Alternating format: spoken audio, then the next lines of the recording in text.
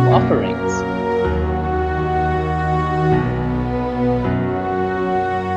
I'll give it a couple of minutes, but welcome everybody who's made it. It's so lovely to see everybody, returning faces and new faces to our second event, which is very exciting.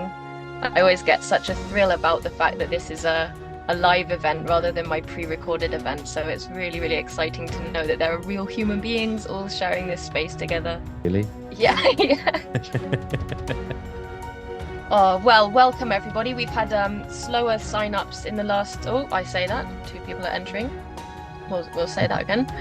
But welcome everybody. I think now is a good time to begin today's exciting event. And I try to say today because I realized that it's not tonight for everybody. This is such an international audience, and it's really lovely that people are checking in from all around the world. So thank you so much, everybody that is taking the time to watch this now live together, all of us sharing the space, and watch this in the future, in time to come. It's really, really, really means a lot to me because these ideas that we're speaking of, these existential ideas, these philosophical ideas, they're so close to my heart, and I see and feel and live the value that they can offer. So it's just always lovely and beautiful to realize that they mean something to others as well, and to have us all together. And I see on my screen Nikki, who was communicating with me earlier, and I'm glad that I can see you because I was going to thinking if I can see you, then I'm going to wish you happy birthday from everyone. Nikki was going to spend the evening with her family, but is got the flu, but conveniently has realized that today we have this event and is choosing to share her birthday with us. So Nikki, welcome and thank you so much. I'm sorry that you're poorly, but thank you for sharing your birthday with us. That's really sweet. So obviously we have with us today, the host of today's event is Yannick Jacob. Welcome, Yannick. Yannick has asked me not to do the very formal bio introduction, which we will post below the video and have been on the event. So for people that are interested to see in all of his accolades, they are there. But I would love to welcome Yannick as a friend and as a colleague. Yannick is a very, very inspiring entry to existential thinking for me and has kept it alive for me. He's written a book introducing people to existential coaching, and as an existential therapist originally by training myself, to step into the kind of coaching ideas has been really, really interesting to notice the overlap and to notice the gifts that kind of coaching theories and coaching ideas and coaching practices can offer to the therapeutic world. And I say that because I imagine quite a few of this audience are probably either interested in coaching or in therapy themselves. And not only is Yannick interested in existential ideas, but he's really brilliant at combining, going multidisciplinary, combining integratively all of these different ideas, which are it's just so lovely. It's just so great to combine. I think there's so much value in drawing together, bridging together different ideas. So writing books, teaching at Cambridge, teaching on and creating courses, coaching courses, one that I did myself and can't recommend more. But other than that, just a really, really fun and charismatic person. And I'm really excited for everybody that are here tonight and that will be watching this in future, because Yannick will always have something that he will say and that you will take away and think, oh yeah, that's going to stay with me. So that's it for me, Yannick. I'm gonna give the floor to you, but just before I do, I'm gonna say that Yannick is suggesting let's have a dialogue. Let's this not just be a watching, and let's be together. Let's remember that we're a community, we're a human family, and so let's be interactive during this. But I'll leave Yannick to invite how that will work best for him in this space today. So Yannick, welcome. Natalie, thank you. Now I have to live up to all of that. So appreciate the warm introduction and thank you for everything that you're doing in the space. Existentialism is a set of ideas that I think experience a bit of a renaissance in this day and age. It seems to have peaked in like the 1980s with Sartre, perhaps, and after the Second World War, it seemed to have less relevance. But I've never really quite agreed with that. I mean, I understood it, but I never agreed with it because these are human issues, right? The thinking around what does it mean to be in the world with other people. I mean, that's concerns everybody. And it was always important to me. Well, not always. Can definitely not say that. But as soon as I discovered this beautiful framework, it was really important to me to translate many of these ideas that are often hidden in this complex, convoluted texts. I think Sartre, Camus, a couple of others have really done a good job putting this into place, putting this into popular culture, so that people actually have access to it. Because every movie that I know that is engaging deals with existential themes. Anytime I ask anybody what their favorite story is, usually all the existential themes are in there. When I say existential themes, I'll tell you a little bit more about how I view the framework. But in times that are nauseatingly fast developing, with the emergence of AI, with global conflict, just recently Israeli-Palestine peaked again. There's so much change. Developments in bio and nanotech really get us to question how long the brain might last if we're able to prolong the existence of the body potentially indefinitely. It's a lot of things that used to be absolute science fiction. They're not necessarily science fiction anymore. They're thinkable, and we've got a scientific basis for it. So I think as we move forward through these times, I think more and more people will have to ask themselves, what does it mean to be human? So I think a lot of that is relevant. So that just to kind of lay the groundwork why I think existential offerings is important, why I think spreading existential ideas in a way that people can actually engage with it and relate to as part of their human experience. I think that's important because there's a lot in there for us to learn. So with that kind of foundation, Natalie asked me what I would want to talk about to this beautiful community, and there was there was an idea there that I wanted to bring out to you, and I'd love to discuss it a little bit. So if you're hearing this, I see a lot of cameras off. I know there's a setting that all the cameras by default have been turned off. But if you wanted to participate in this, it would be lovely to see some more faces and hear some more voices. So I know some of your names are familiar, most are not, which is exciting. So let's see how this goes. I don't have slides. I wanted to talk to you. I think there's a lot of slide fatigue and Zoom fatigue. And I think the more we can talk to each other, the better. So there's not going to be a presentation. I hope not to talk at you for an hour. I can sometimes get a bit lost when I get into something. But by all means, interrupt me if something's not clear. If you have a question, you wanted to contribute something. I will open the chat here as well. So if you put something in the chat, I may or may not be able to see it immediately if I'm in a flow, but it's there. So chances are it's going to pop up for me. And I also asked Natalie that if there's something going on in the chat that might be helpful to bring into the discussion, to just stop me and bring it in so we can have a dialogue as much as we can. Good. Well, keeping it real. Existentialism and the courage to live with your eyes open. Where did this come from? So keeping it real has been a kind of an unofficial existential slogan of mine for a long time. It's definitely influenced by my youth. I grew up with hip hop, and I grew up in Germany. So I grew up with German hip hop in the 90s, early 2000s. So born 83. So my teenage years was kind of the late 90s. And for me, hip hop was always about authenticity. I've never connected with the kind of rap music that played a role that wasn't really grounded in anything. I needed to feel what this person is saying to me. I needed to, I connected most with music and lyrics where I realized this is you. And even if it's a fantasy story of some sort, Eminem, for example, one of the most famous rappers in the world, uh, his first two albums, well, that was a demo, but like his first two albums were very, very different.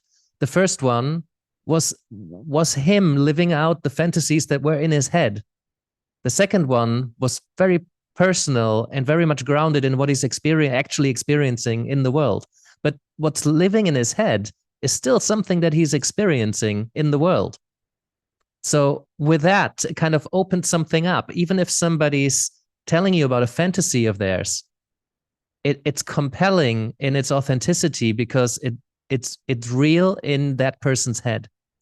So authenticity for me is not just something that is really going on, that you're acting out, but authenticity was always being aligned with what you believe in, being aligned with your values.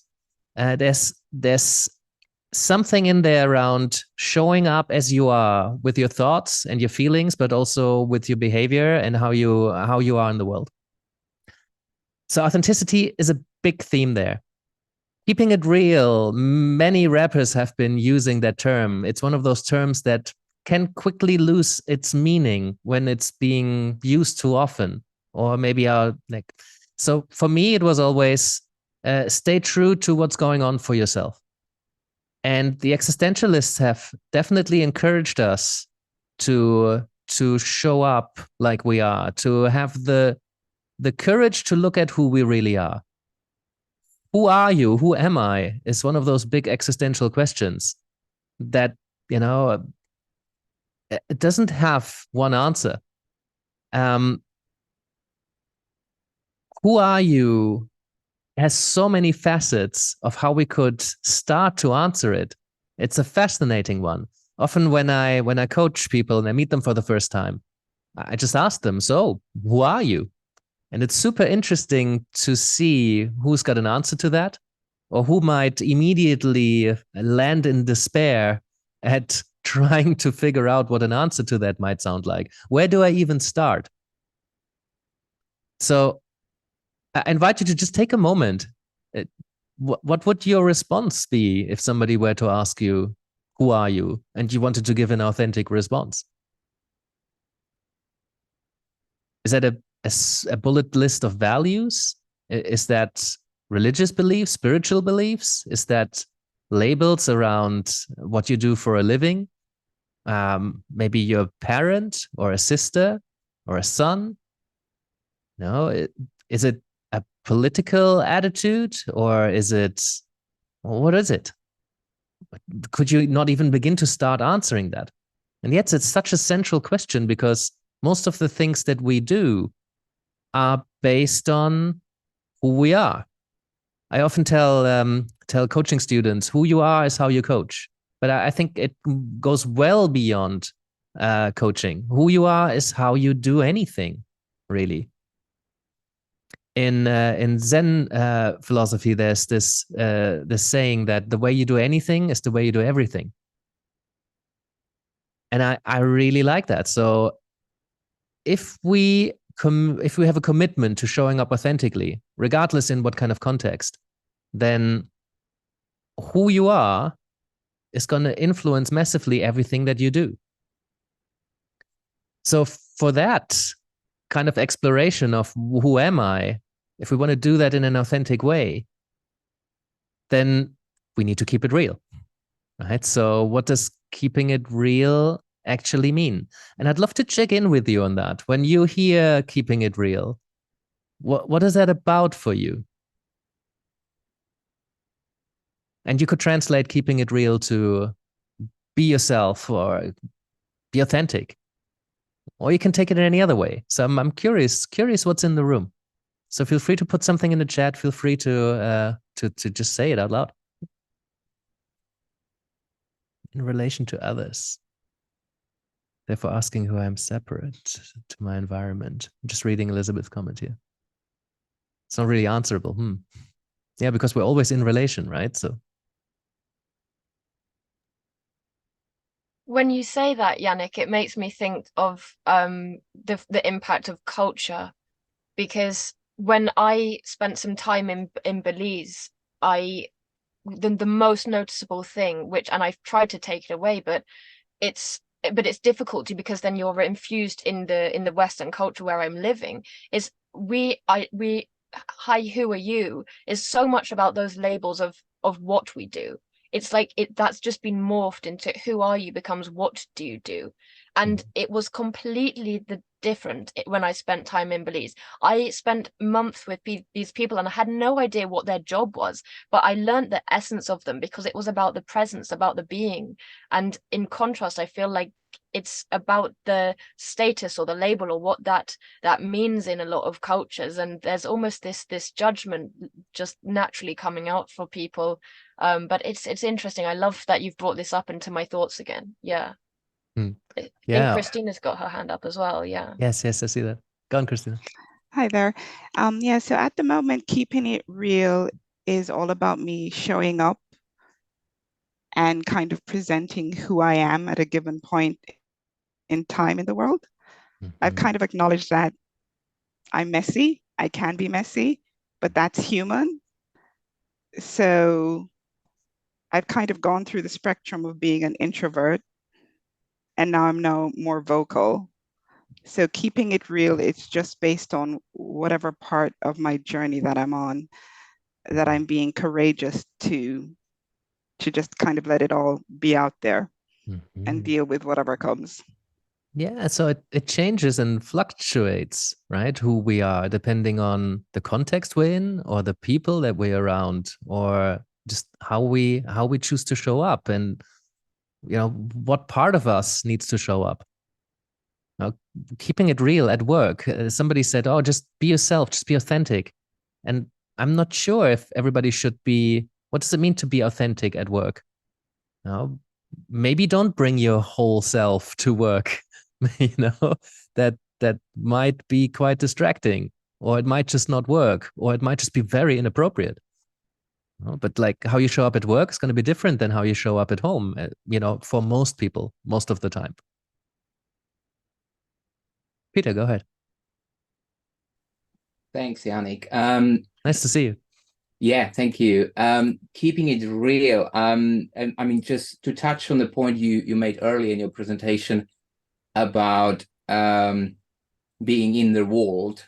I somehow I'm finding myself lately contemplate a lot in any given situation how I'm showing up for others.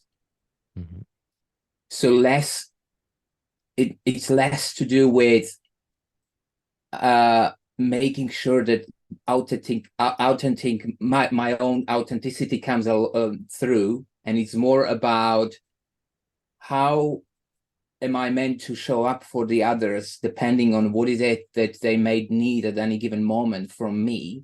Mm-hmm. And what I found as a result of that is that authenticity then comes more natural through, because it's no longer shaped or it's more organic, because it's a response to what I think the other side needs me to be.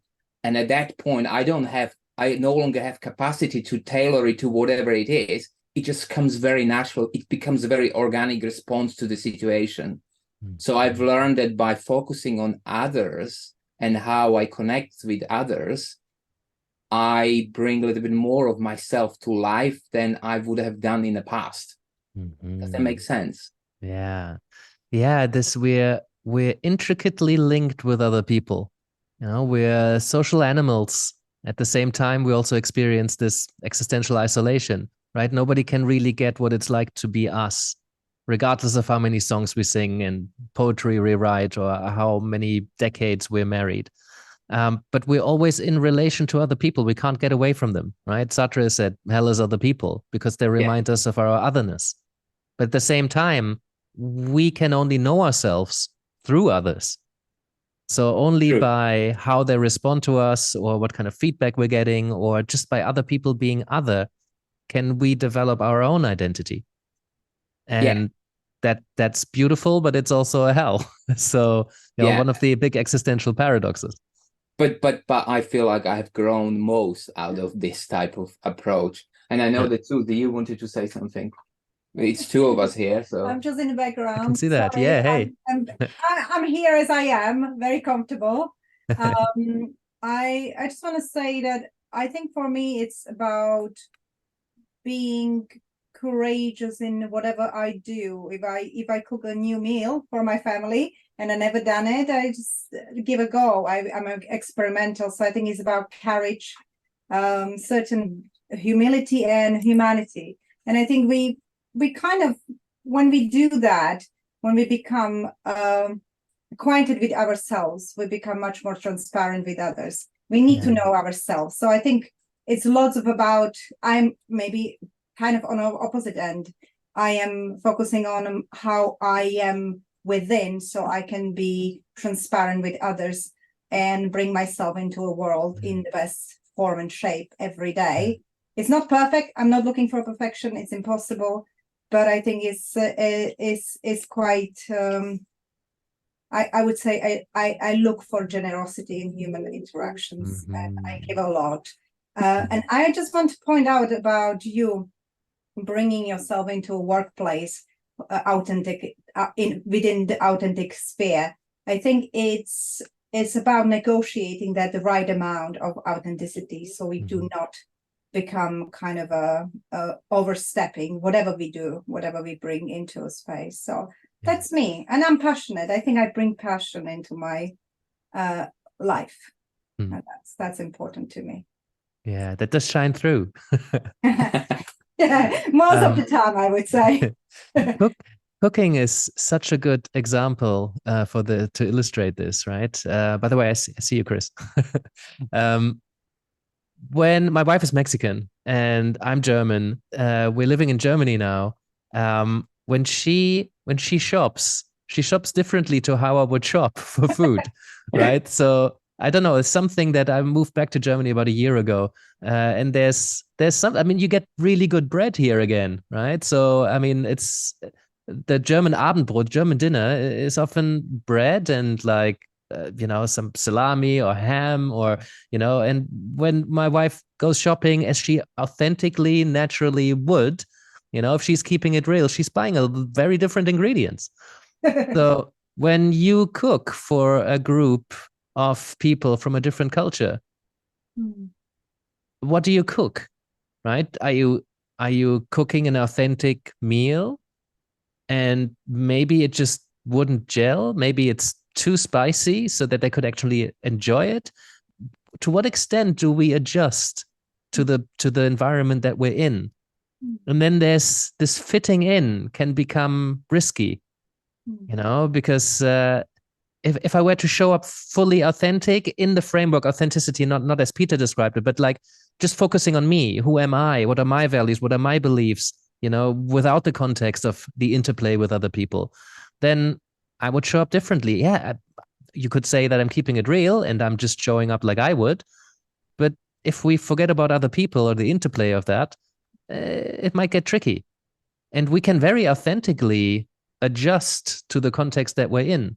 For example, when we go to work and we leave some of our personal stuff at home, are we not, do we not have integrity when we're not telling people that actually it's been a really, really terrible week and we're struggling with, having fought with a spouse or a family member or, still feeling the loss of a loved one or something like that?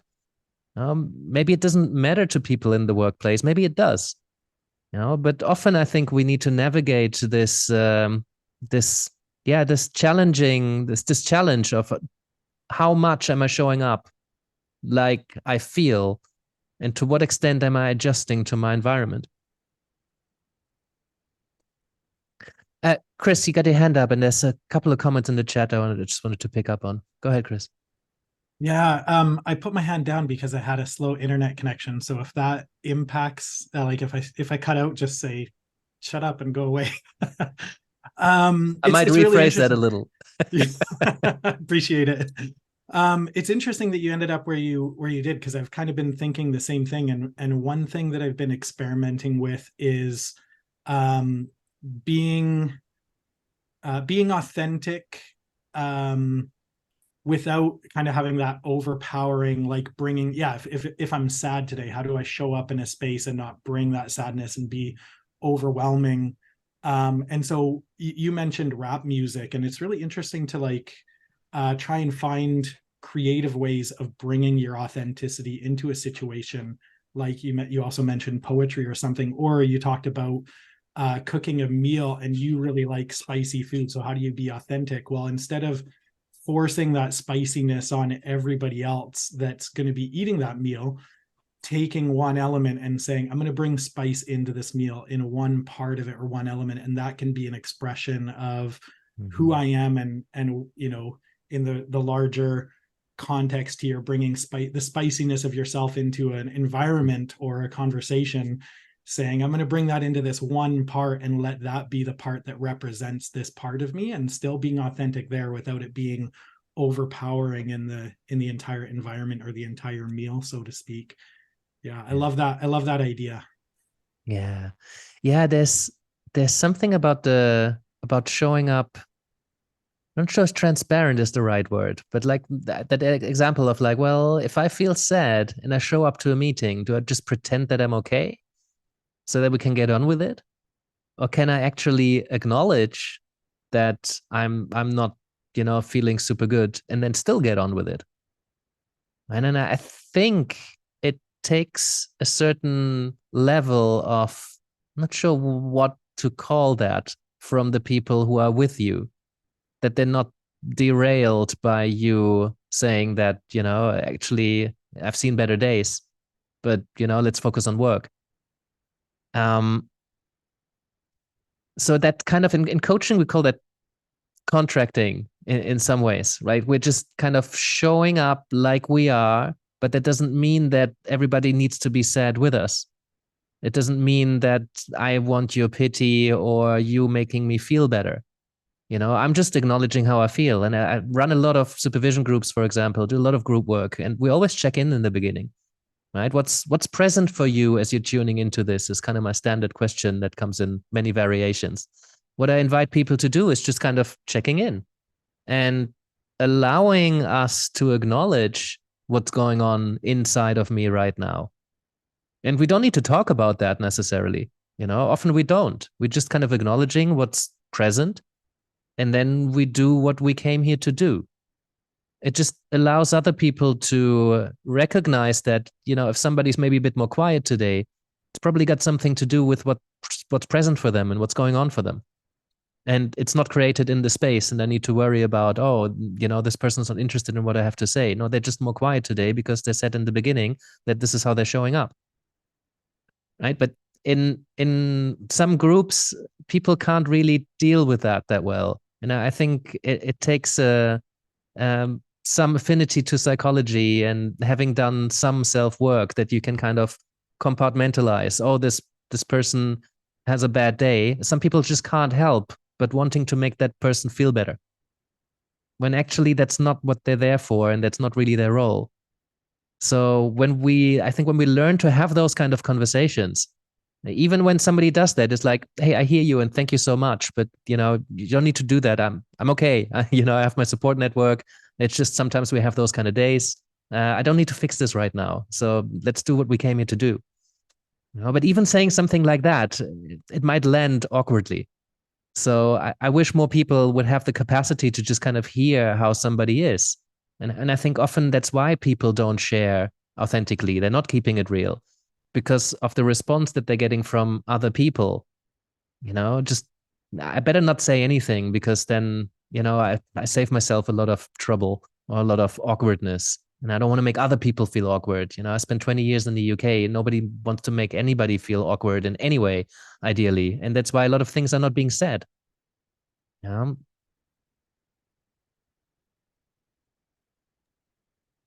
Couple of bits in the chat, actually quite a lot. Lovely engaged crowd. Yeah, not just being engaged, not just being my internal fantasies, but action and reaction from others, says Pierce. As part of the answering that question, another question comes up for me. If I'm the observer of the thoughts or voice in my head, then who am I? Oh, that's really interesting. There's so much stuff going on in our head. If we could transmit all of our thoughts to the outside, everybody would think I'm crazy.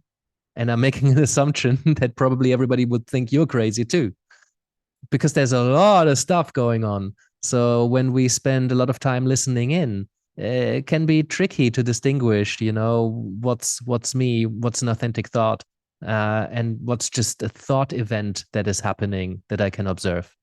And avid meditators amongst you will notice that. It's like, oh, that's super interesting. I didn't know I had those thoughts.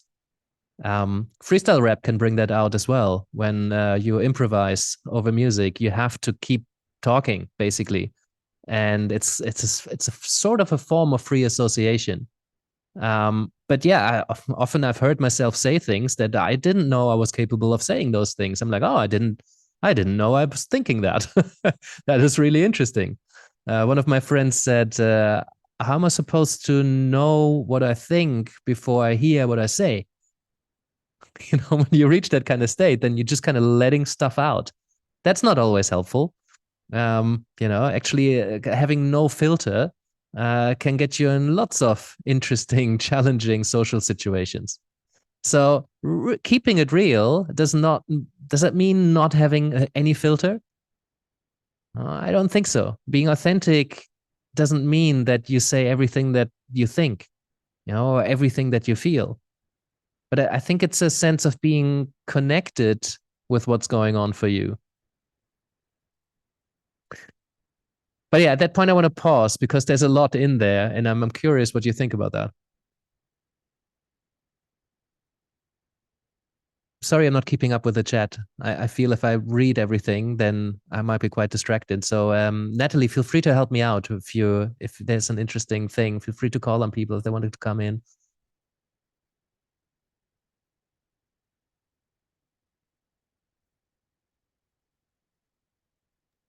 I did actually want to bring in Elizabeth's comment. She writes, keeping it real when we learn who we are through others, starting with mirroring as an infant, brings up the issue of never having found ourselves if we haven't been attuned to it, kind of what you're just saying. Maybe it isn't just about keeping it real, but about finding ourselves. Yeah. And that's, again, it's the big who am I question. And how do I actually go about doing that? What I see in coaching a lot is that we're trying to get to your authentic voice. We're trying to access what you really want. And sometimes we have to dig quite deep because we carry all these narratives and all these messages from primary caregivers, parents, society, advertising. If you repeat something often enough and early enough, then we take this on board. And it can be quite difficult to distinguish between what do I want and what did my parents want for me. So sometimes it's obvious and people have these realizations that, oh, I only became a lawyer because, that was the safe thing to do. And my parents always wanted me to stay safe and, make a good living. And then they realized that's not really what I wanted. I always wanted to become a photographer. In those instances, that's pretty clear. But often it's not that clear. Often it's really difficult to distinguish between what is my authentic voice and is that really my voice, or might there be influences of other people? And also, it's completely fine to agree with the messaging of your parents or what they wanted for you. And I think the existentialists have always encouraged us to challenge and question dogma, not to refuse it, not to disagree with it, but just question it. Right? That's why there's a bunch of Christian existentialists. That they're critical towards the dogma of the church, but they have engaged in the Bible, they have engaged in spiritual and religious thought, and they have decided that that's what they believe. So existentialists want us to make choices. They don't want us to just accept the choices that other people have made for us.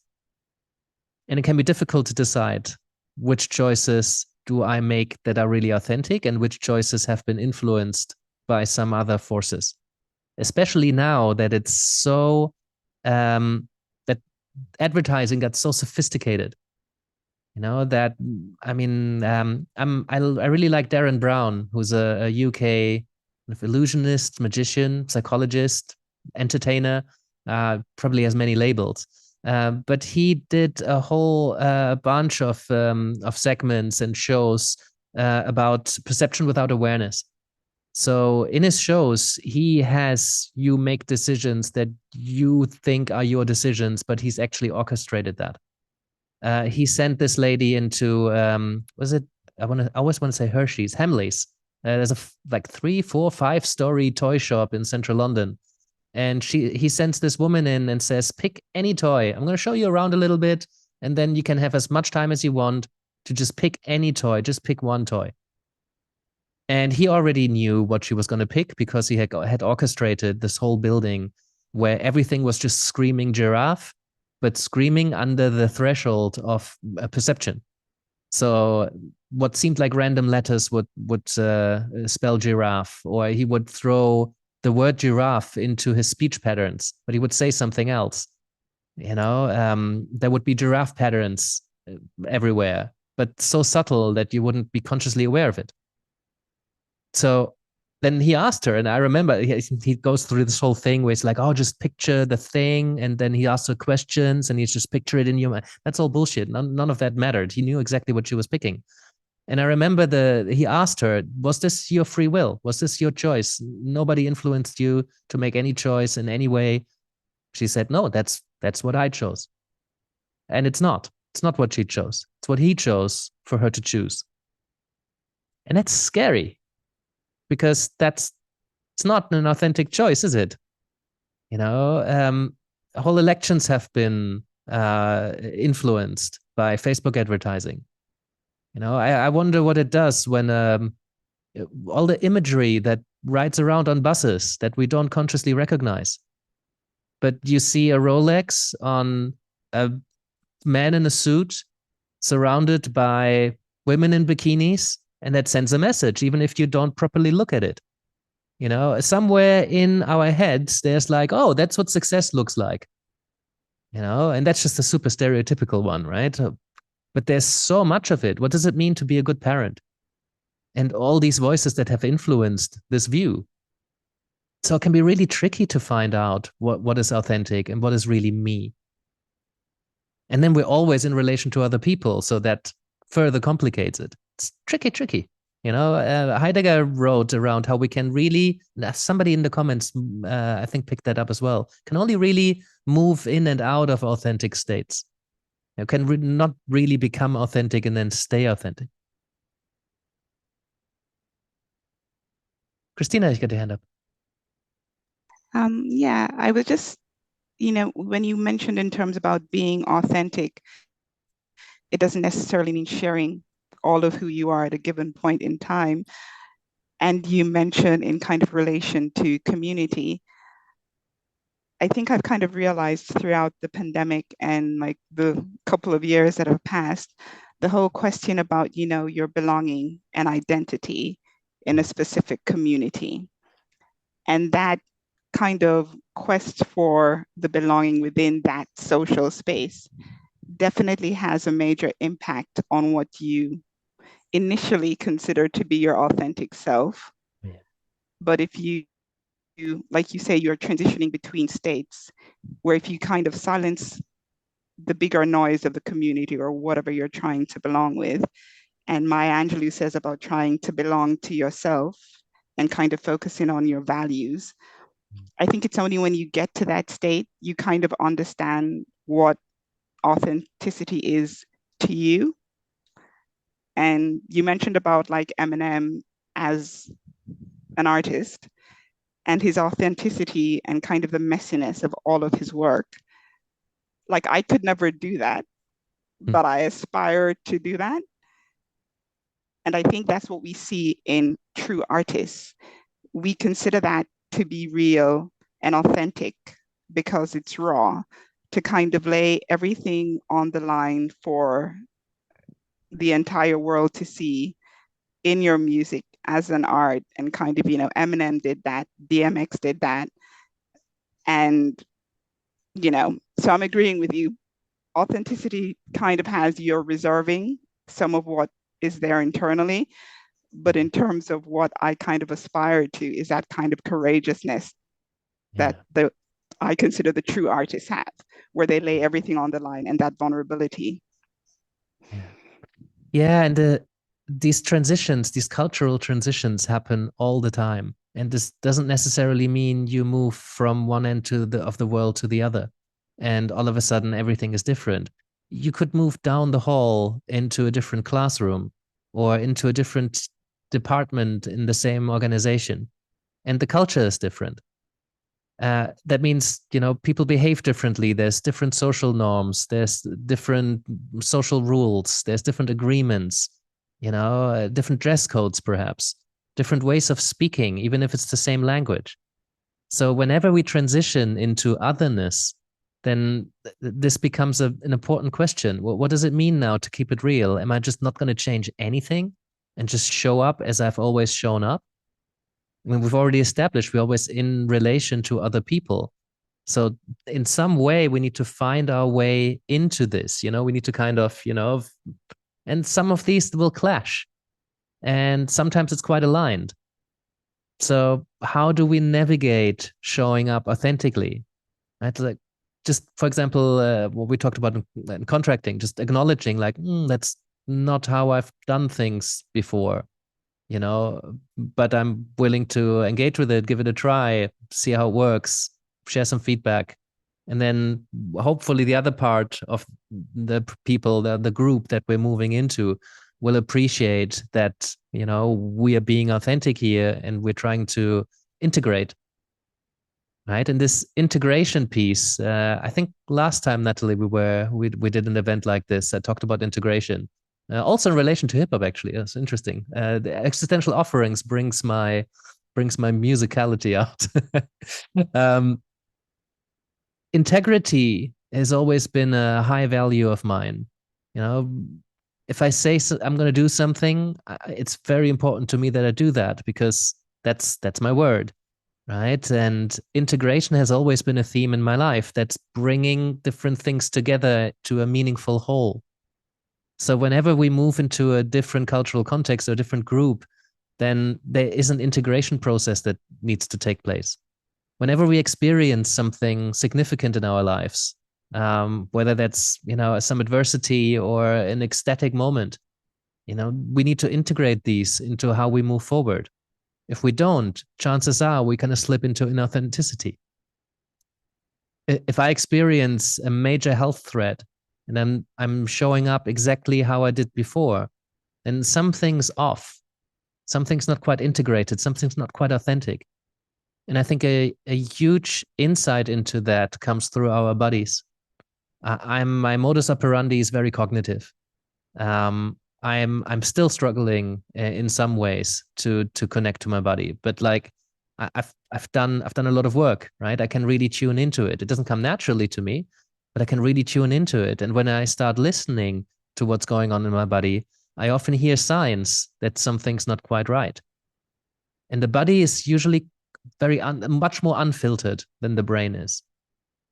So I think to listen in, and that's why I also ask these questions when I check in with clients, right? What's present for you as you're tuning into this? Often people don't take that question the way I would like them to take it. And sometimes I really hold them to it. And sometimes I just move on and we'll see, it'll come back, right? But when you ask people what's present for you, they often tell you how their week's been. When you ask people how they feel, they often tell you what they think, right? When you ask people about how do you experience that, well, they give you intellectual concepts of experiences rather than sensory information about what's happening in their body right now. So I think this is a hugely underutilized, particularly in the West. I know, Natalie, you just dropped me a note after the last coaching lab that, in Eastern cultures, generally much more connected to the body. But the more intellectually advanced we get, I feel that the more we have kind of lost that connection. And the more we rush around and trying to get as much work into a workday, the more we work from home and we're not really moving around much anymore, the more we need to make a conscious effort to really tune into what's going on below the neck. And when people are feeling inauthentic, when people are not keeping it real, there's something usually that wants to warn us, that wants us to pay attention to it. That there can be a loose sense of anxiety that's not really focused. It could be a pain or an ache somewhere. It could be some undefined feeling or some symptom we tell ourselves a story about to just make it go away.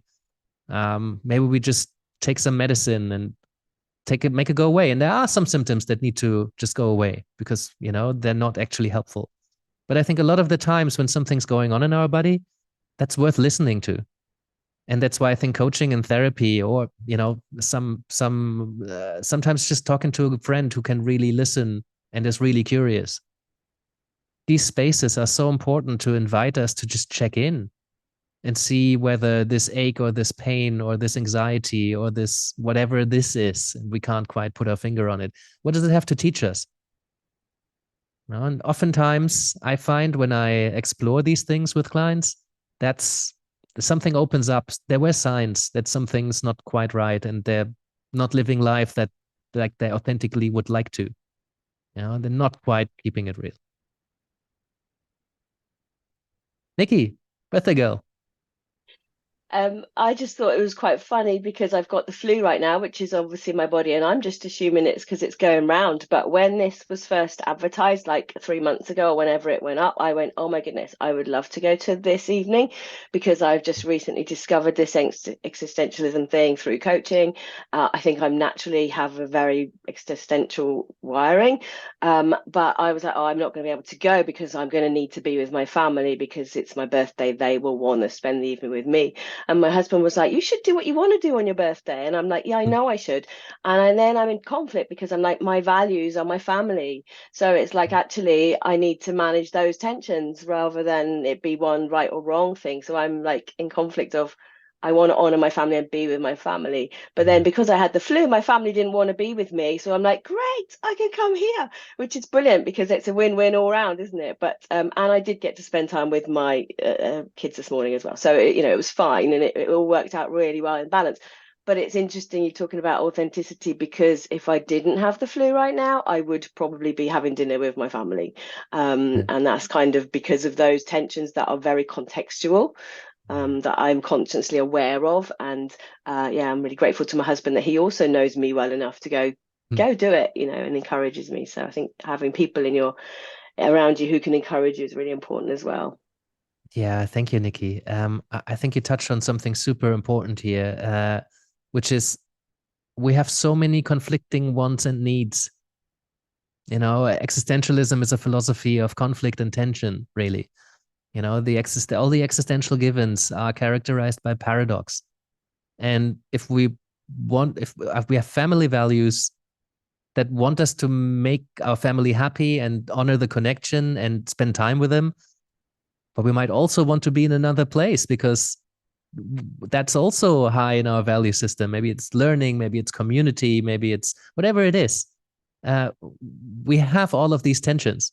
Right? Through an existential lens, I mentioned we're social animals. We need the group, but we also need to be individual. Right? We want to belong, but also we want to be our own selves. We want to be different. But when we're too different, it's difficult. When we're too same, it's difficult. So we do want both. Right? We are meaning-making machines in a world that we can't really know whether it makes any sense. Right? Some things are absurd, or at least we will never have the capacity to understand it. Or, who knows? Never. I mean, uncertainty. we like to be certain of things before we make decisions, but uncertainty is everywhere. There's no being human without uncertainty. Now, even in physics, we have the uncertainty principle. So, we can't have certainty. We don't like deadlines, but most of us need deadlines to get things done. We don't want to think about endings too much, but endings give meaning and purpose to our existence now. So we don't like endings, but we also need endings and like endings. So we like freedom. Most people love freedom, but you give someone too much freedom and they despair. So these are the existential givens. This is what the philosophers came up with when around the question of what does it mean to be in the world with other people. There's paradox across these existential givens, across these existential domains. And everybody who's alive in the world with other people will experience those. However, this is where the courage comes in. A lot of us, me included, right? We will at least at times not want to look at it. Right. So picking up on your illness example, Nikki, last week, an acute gastritis floored me. I don't remember the last time I spent 4 days in bed. And my daughter went to nursery 2 weeks ago. So I knew I was going to get ill. I didn't quite think it was going to floor me like that. But then immediately there's already the story in there, right? So I'm ill because probably my daughter brought something home, and this is to be expected. And I could have just moved on and not think about it much more. But actually, there's a lot of other stuff going on in my life at the moment. I'm working a lot, I'm working long hours. There's a bit of pressure as we're scaling one part of the business, which is kind of a new skill set, and I'm experimenting. I've invested a lot. There's a lot of risk, so there's a lot of pressure at the moment. The body responds to that, right? There's other elements. I've not been taking very good care of my body and my health since the pandemic, just because there was a baby and a toddler involved. Things change when you have a baby, when you become a parent. Generally, I think certainly what happened to me is I focus a lot more on her than I focus on myself. So priorities shift. So there was a good few elements that could have influenced either the illness or at least the severity of the illness and how it's affecting me. But I was quick at telling myself the story of like, oh yeah, that's just a nursery bug. And there's, it took courage for me to consider this as maybe a bit of a wake-up call of how am I treating my body, and maybe it's time to prioritize my health more. So I see this all the time with clients. We jump to the story that is easiest for us, that makes it the least uncomfortable. That makes sense, right? We are naturally being drawn to a harmony and peace of mind, to avoid discomfort. That makes sense, right? I mean, who seeks discomfort? There's people who seek discomfort for complexity of reasons, but generally, people rather not be in discomfort than to be in discomfort. And yet there's so much that we can learn in a state of discomfort. Hegel started with, we need an antithesis to our thesis to reach synthesis. So we need to be confronted with somebody who thinks differently in order to learn something more quickly than we otherwise would have. Right? Being confronted with something different kind of forces us, or at least invites us, to rethink what we know or what we think we know. That's how progress and innovation happens. It doesn't happen in a state of comfort. When we grow as kids, when we have a growth spurt, our body aches. It's physical pain. It's physical discomfort. When we grow fast psychologically, it's most likely not going to be comfortable. A lot of people stop therapy because it's hard and it's uncomfortable and it's painful, when actually that's to be expected. That's part of the process. So when people want to grow fast, but they also want to stay comfortable, I don't think that's going to work. That's not how things work. The speed matters, I think. Yes, we can grow and we can learn, and many people talk about the path of least resistance. And for a long time, I thought, no, every learning, every growth takes discomfort. But I think it was a video by Alan Watts that I once saw, who talked about Löwenzahn. What's the flower that you blow when it's dried and they all go up in the air and it floats? Is it dandelion or something? Dandelion, yeah. Dandelion. There we go. That floats in the wind effortlessly. There's no discomfort. There's no hard work that they need to put in. If we have a sail on a boat, we can effortlessly float. And yes, there might have been some discomfort in building the sail, but there are some ways in which we can float effortlessly and just go with the flow and things move. But I think when we want to speed these things up, there's going to be some discomfort involved. So it takes courage to be human, is what the existentialists tell us. Just to be alive and in the world, it's a courageous act.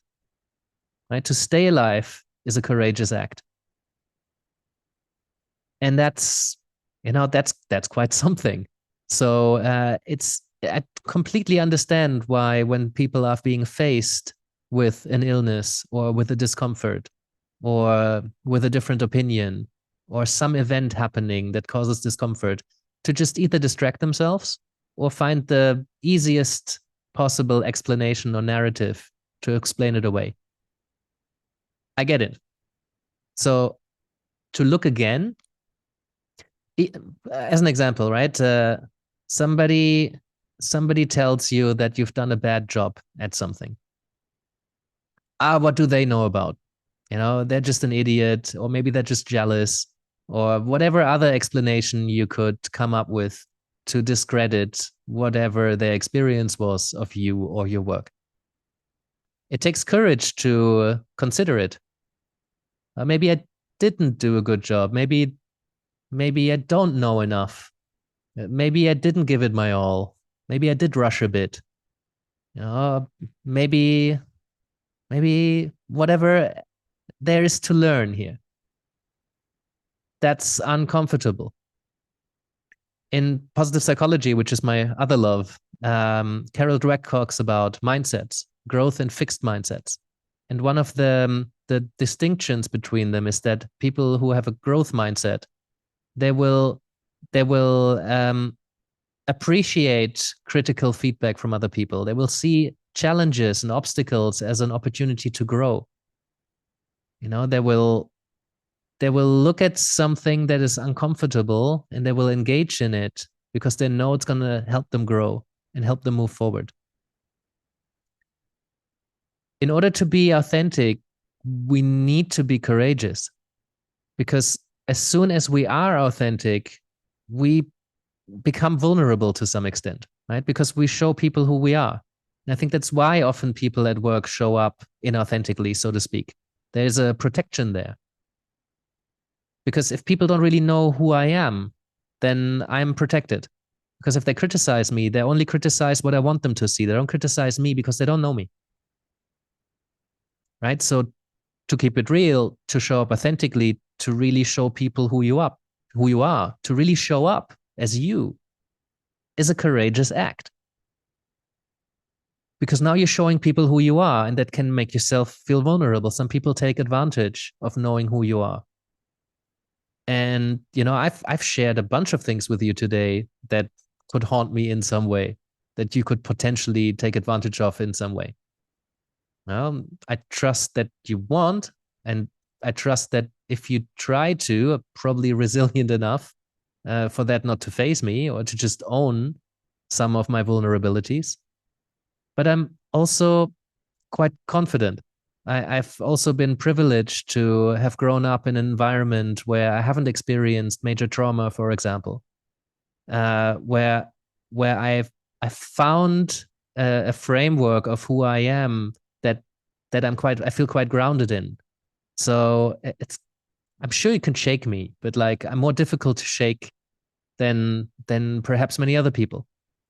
So it's easier for me to show up like that.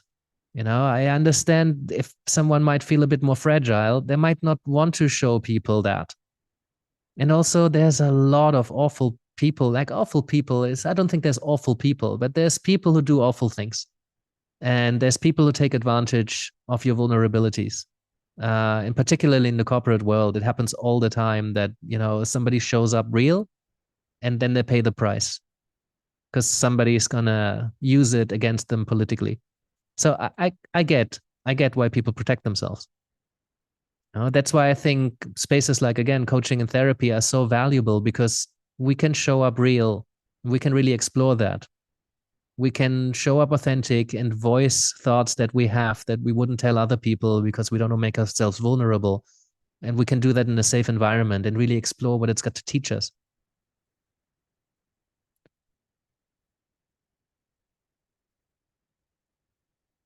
Right, let me pause there, partly because I don't know where to go next, partly because I'm interested in what you think.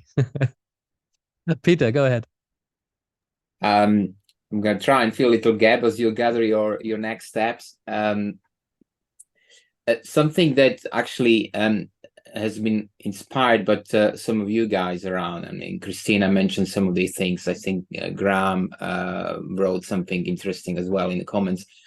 And it made me think about that state of impermanence that we borrow from the world of meditation, and it made me realize that perhaps aren't we in this constant flow of becoming rather than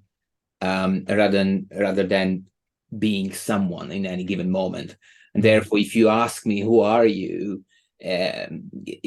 Today I am this, or for this very moment and for this very environment where you found me today, this is who I am. But I'm also on the journey of constantly becoming, and like I'm picking up new colors all the time. I'm picking up new shapes all the time, new flavors, new smells.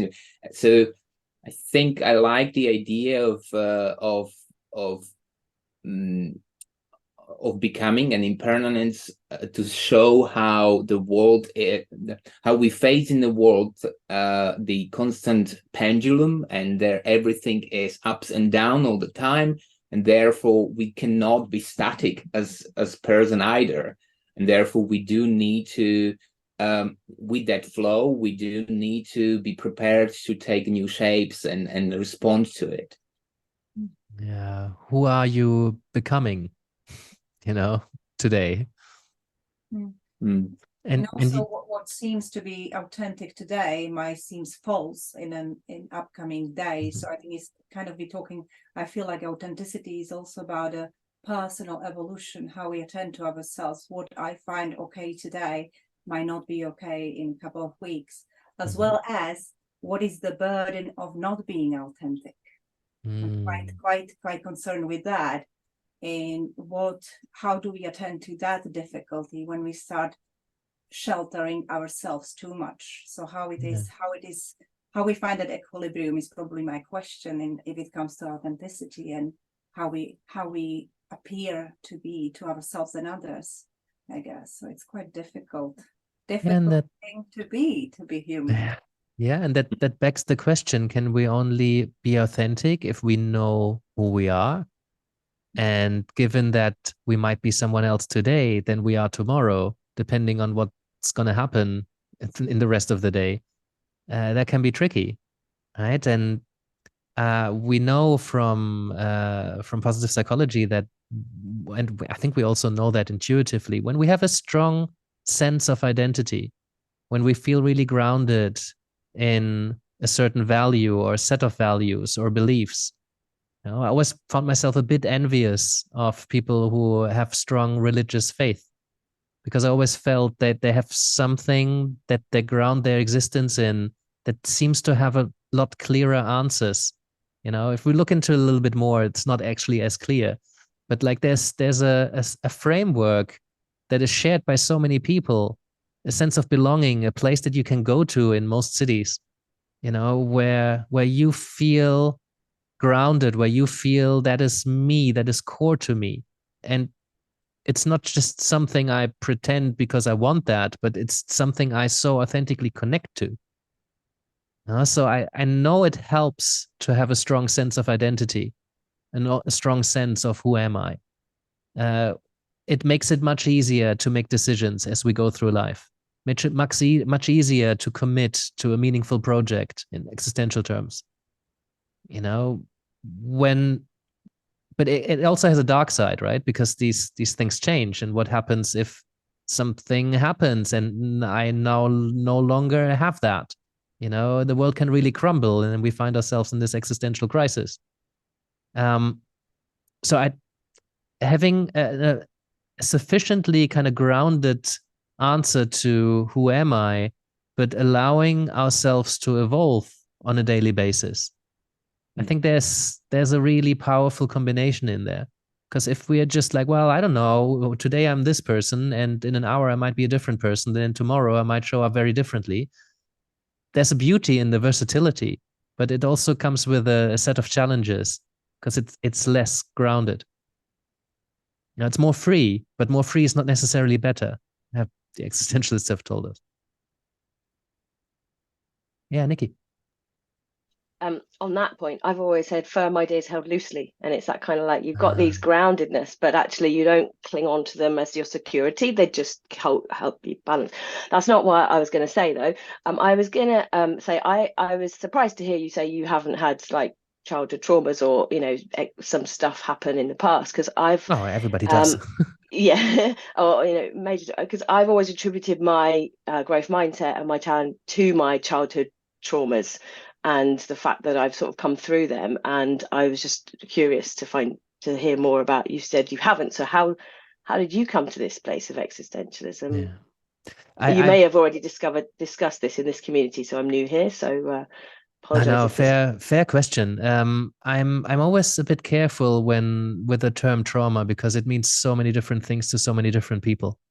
So the way I think that I want to treat the term is that when I say trauma, I assume that people mean the kind of big T trauma, sexual abuse, really significant events that still show up in how I feel and how I behave, and that kind of trauma I've been lucky to not have affect me in this way. I think when we talk about trauma as anything that kind of overwhelms our system, then I think most people will have a run-in with trauma in some ways. Having lost an important job, or have a romantic partner break up with you suddenly, these things shape us. And like an element, like I grew up with a father and a brother that always knew everything better than I did. My brother was 5 years older. My dad, I don't know, like 30 years older. So I didn't stand a chance for a very, very long time. It's just, even if I was right, they were not wrong. So that stayed with me, and that really shaped me. And it took me some time to realize why I connected with coaching so much, and with existentialism as well. In existentialism, the big questions, they don't have one answer. The big questions, you might have an answer to the big questions, but it's not something that is right or wrong, right? And I always liked that. And then at some point I found out why I think I like that. It's because of how I grew up and in what kind of environment, right? So is that trauma? I don't think it would be fair to call that trauma, but it's certainly something that shaped me significantly. And even now, like I like to argue when people are too sure about something. I like to play devil's advocate. I like to make people think, which is sometimes really annoying. But if it happens in the professional framework where there's an agreement that that's what we're here for, it's incredibly useful. So I've kind of learned with time to keep it real, maybe not at that dinner party. But then also, if I really disagree with something, or even if I agree with something, but it's not the truth, and it's being presented as the truth, I probably still challenge it. My wife sometimes suffers because sometimes I just argue for the sake of arguing. It's not great, especially if you had a long day of parenting or work and you just, you don't want to be challenged right now. Then maybe keeping it real is not going to be very helpful. but then also not saying anything when I'm like, but that's just not, that's just more complex than what you're presenting right now. Then I hold back. Is that keeping it real? Is that authentic? Well, then we're back at, well, one part of me wants to argue right now because you seem to be too sure. And the other part of me is seeking harmony. And then, those two parts sometimes are fighting. Martina. I was just smiling because I could totally relate to that story. Having a father is always right, and the family is always right. In my family, we don't.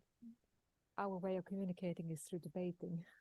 Always has been, which is very fun in a very vivid way and so on, but can also be quite stressful at times. And I remember vividly when we had this after dinner quarrel. My dad generally picks a topic, and all of a sudden we all find ourselves in a debate about this topic that nobody really cares about, but it's in a debate. And I remember one time when we were in this debate, it sort of turns into this ping pong game, where we toss the lines towards one another. And I just realized that, why am I doing this? Why am I engaging in this debate? I don't really care about this topic enough. Why do I always try to win against my father in those debates? So the next line he threw at me, I just said, you know what, that I honestly don't know. And he was like, yeah, exactly. Because he was just expecting me to toss back another argument. And when I didn't, he didn't even hear me saying, you know what, that I really don't know. I really don't have an opinion. And then when he realized what I said, it was like, what do you mean you don't know? I honestly don't know. I don't have an opinion. And I don't know. It might be that way, might be another way. And that sort of turned the dynamics in our family. And to this day, I have to keep myself from entering into this debate because they're still going on. And I fall back into old patterns sometimes, of course, because it's hard to not do that. But it's just so interesting. And I totally resonates with me as well. I think that's why I found existentialism and why it resonates so deeply with me. That it doesn't ask of me to have an opinion, to stand by it for the rest of my life. I can, at all times, be open to whatever is present at that very moment. And I find that to be so it speaks to me, it resonates with me. Yeah. So thank you for sharing that. Yeah, thank you for sharing that. It's a tricky situation, and I'm sure, we all find ourselves in these situations where the easiest way would be to just do what is expected of us, or to not say anything, right?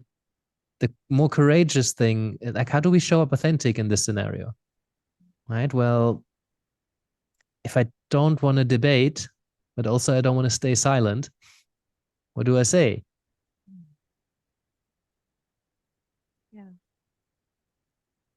This kind of settling, though, when you fall out of the family patterns and the relationship dynamics, and I usually refer to it as the relational currency, that you sort of have to pay for your presence in the room and for your to be included in the room, in the dynamics, by using the social currency that's accepted in that room.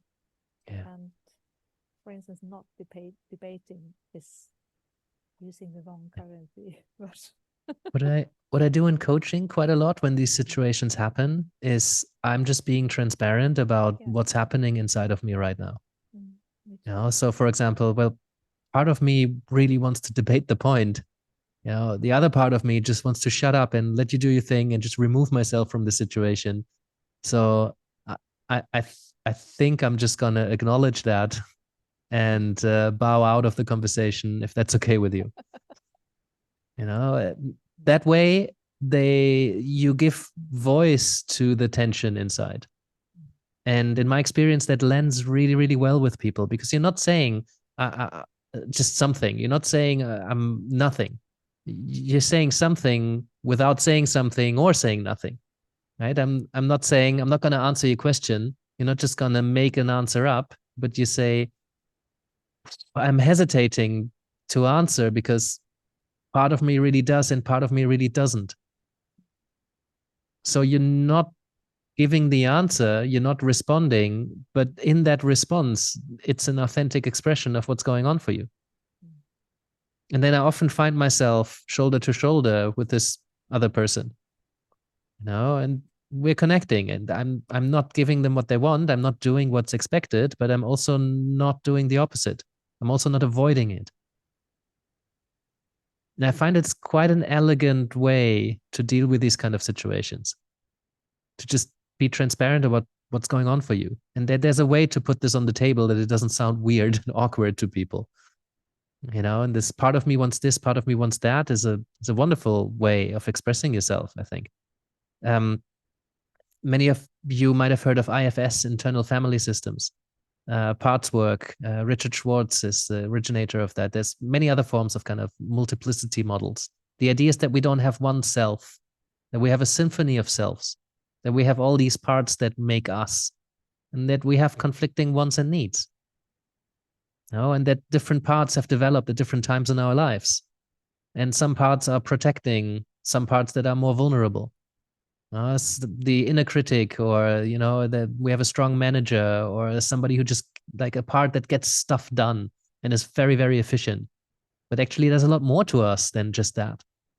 So I love that idea that we have different parts in us. There's tension naturally. So existentialism is not too far from that. And I think, what was it, Nikki, who said this this framework that is solid enough to ground us, but fluid enough that we can integrate new information and new ways of being. I found that in existentialism in my professional practice.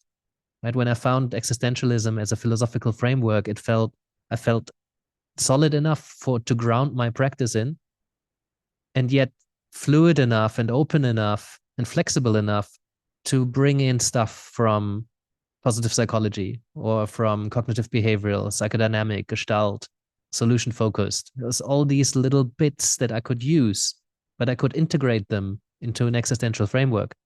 The existential framework is just a way to help us make sense of ourselves and our relationship with others and our relationship with the world. And I love that about existential, because there isn't a thought leader. There isn't a Freud who tells you how things are supposed to be. There isn't one person or one institution or one professional body that tells you how this is supposed to be done. There is no one philosopher that tells you what the truth is. Existential philosophers, they argue about almost everything, except maybe for the existential givens that we outlined earlier. I really like that. It's, question, doubt, have the courage to listen in to yourself, have the courage to listen to others. And we can only really weave in and out of authenticity. So if at one moment you feel like I'm really keeping it real, well, that might change in 5 minutes as there's a new tension, or a new conflict or a new situation, or you're being faced with another person. So we have to really constantly do the work. This is never done. And for some people, that's scary. Infinite games are really, really uncomfortable and irritating for many people. I love infinite games because you cannot ever just win. It keeps things really interesting. They keep on going. So this ongoing paying attention to who am I? Who am I becoming? Who am I right now? Who might I want to be tomorrow?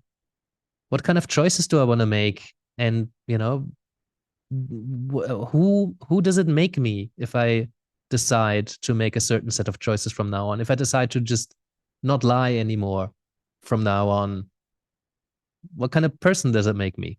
Who am I becoming then? Christina, you had your hand up. I think my point was in terms of, you mentioned comfort and how much we seek comfort. And I was acknowledging, for myself as a child, I kind of had this kind of existential fear of death, and it was always kind of there. So I think from childhood, we kind of have a concept of this existence and the fear of it. But in order to kind of get over it, I went into the comfort mode of completely forgetting about it and kind of going, in order to survive, my framework is I'm not gonna keep on focusing on that and kind of focusing on the what if afterwards. And when you mention trauma, the kind of comfort of you going through your life without trauma for a while, you kind of go, oh, this is comfortable. Nice. This is good. Let's Yeah, keep it's going. nice, you know? So like there's nothing there in terms of like the existential questions that come up because you're bounded in this framework of comfort. And I think now kind of moving forward, where I lost my dad 2 years ago, I've now come back to the kind of, oh, this existence stuff is still here. And it's kind of like you're now kind of unbounded, and you realize that this whole existential questions, they're always there, but you kind of, you know, disassociate getting into those comfortable bounds, but it's always present and then you move back to it. So I think existentialism is always about being in discomfort. Yeah, thank you, Christina. It is, we do carry these with us and they will not go away, these tensions, unless we stop existing or we continuously distract us, you know. And you have people that, you know, commit suicide and end it. And you have people, a lot of people that continuously distract themselves. You know, they work and work and work and work. And when they come home from work, maybe they drink, or maybe they just have such busy life with the kids that they don't get to think about anything. Or, you know, they smoke a spliff, or they go out with people into the pub. They're just, you know, when they go on holiday, they go whitewater rafting, or when they sit on the beach, they read a really engaging book. And that's why sometimes meditation gets a bad rap, because stuff comes up when you're just sitting with yourself. So a lot of people don't want to do that. A lot of people don't want to go to therapy, and a lot of people don't want to go into a coaching space. They want to go into a coaching space that is like, bam, bam, action plan, let's move forward, let's drive progress. They don't want to be in a coaching space that is like, so what's that like? You know, not just make the discomfort go away immediately, but like tune into that, sit in that for a little bit, see what it's got to teach us. That's a courageous space, right? And I don't want to seem like everybody needs to be courageous and really look at all of that in ourselves. I think there's different capacities for how much discomfort can we take at any given moment in time, you know. And I think that's important, to not misunderstand this as everybody should be in therapy, everybody should be meditating, everybody should be in coaching, everybody should make time to face their demons. No, if you're feeling fragile, maybe you just need to be okay for a while. And if you tell yourself a story to protect yourself, then that's absolutely fine. You know, I wish that these things are as conscious as possible so people can make choices. You know, right now I have days where I'm just like, today I'm just gonna choose the easy way. You know, I'm not gonna challenge myself. I just need some rest. Right. And that's more of a conscious choice. If I feel some anxiety, sometimes I'm like, what's that? Let's sit with it. Let's explore it. And sometimes I'm like, yeah, no, let's just have a beer and meet some friends. You know? So I think I would want everybody to be able to decide when to explore certain things. And when something comes up that people are in a position that they can make choices about, is this a good time to explore this? Might I make a note and explore it some other time? Or, you know, am I just like, not today? Not today, gods of existentialism, not up for doing deep exploration of self. Another day. So the final question I've had in here, and I invite you to take that home, is what can we do to foster more, what you might call existential resilience, to foster more authenticity? And how might we be able to help others show up more authentically with us? I think with that, we're pretty much out of time. So sorry, Nikki. Natalie, I would hand back to you. Thank you so much for everybody. There's been so much engagement. With a lot of cameras off, but there's been a very active chat. It's been wonderful to be with you. So thank you so much. Oh, and Natalie, you invited me to share a few things in the chat if people wanted to kind of get closer to my sphere in some ways. Put my website up there. Got a YouTube channel. There's a mailing list if you wanted to stay up to date with some kind of ideas that make it out of my head. And not all the links copied, I noticed. But anyway, if you're a coach, there's some stuff there. I like talking about these things. There's more where this came from. Thank you so much. Natalie, thank you for creating the space. This is great. Well, thank you so much as well. Thank you, Yannick, and thank you to absolutely everybody, whether that was cameras off or cameras on, whether that was typing or speaking or just enjoying and listening. It's one thing that stands out for me is that for an event, this was so real. The realness was so there, and I'm just so grateful for this.